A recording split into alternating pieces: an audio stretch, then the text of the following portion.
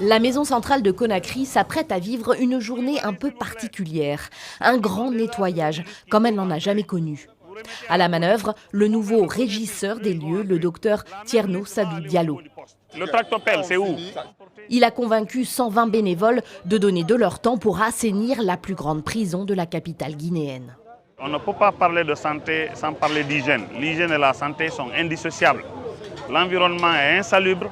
Nous avons pris des dispositions avec des partenaires. Nous voulons nettoyer, curer les fosses et différencier les eaux de ruissellement, les eaux de pluie et les égouts, désherber, désinfecter. La maison centrale a été bâtie dans les années 1930 par les colons français. Construite au départ pour 300 détenus, elle en compte aujourd'hui près de 1800. Les cellules, que nous n'avons pas eu le droit de filmer, sont surpeuplées, mal aérées. L'atmosphère est putride. Médecin de formation, Thierno Sadou Diallo espère éviter les épidémies, circonscrire les cas de paludisme en recrudescence grâce à cette journée d'assainissement.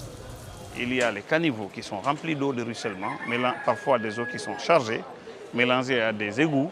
Et du coup, il y avait une nécessité absolue avec la période de grande pluie de juillet de Conakry de déboucher ces caniveaux. Thierno Sadou Diallo est en poste depuis début juin. Mais son histoire avec cette prison remonte à 2011. Alors, en dernière année de médecine, il milite au sein de l'UFDG, le principal parti d'opposition. Et est arrêté, puis condamné à 5 ans de détention à la suite de l'attaque du domicile privé d'Alpha Condé. Il a toujours nié y avoir participé. Il passe les 2 premières années de sa peine derrière ces murs jaunes, dans le bâtiment des condamnés, cellule C7. Il y a eu des moments très compliqués, 2 ans de détention pendant lesquels tu n'as pas droit à la visite, ni d'un avocat, et encore non même les membres de ta famille, rien du tout. Nous avons perdu 2 co-détenus dans cette cellule qui sont décédés dans mes bras, à ma qualité de médecin. Sa thèse portera sur les pathologies carcérales. Devenu médecin légiste, il viendra d'abord bénévolement soigner les détenus de la maison centrale avant d'y être formellement embauché.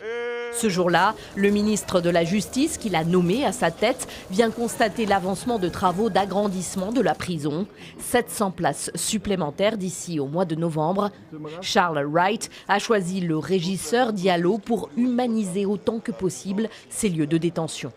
En tout cas, de la compétence, et pour moi, c'est le critère fondamental qui puisse animer mon choix quand il s'agit de décider de placer telle ou telle personne. Avec l'appui des gardes pénitentiaires, je crois que le travail est en train de se faire dans les règles de l'art. Je ne peux que le féliciter. Le nouveau régisseur a mis en place 2 comités, l'un d'hygiène, l'autre de restauration, auxquels participent des détenus pour tenter d'améliorer leurs conditions de vie. Très concrètement déjà, désormais, en plus du riz, ils mangent aussi régulièrement de la viande, ce qui n'était pas le cas avant.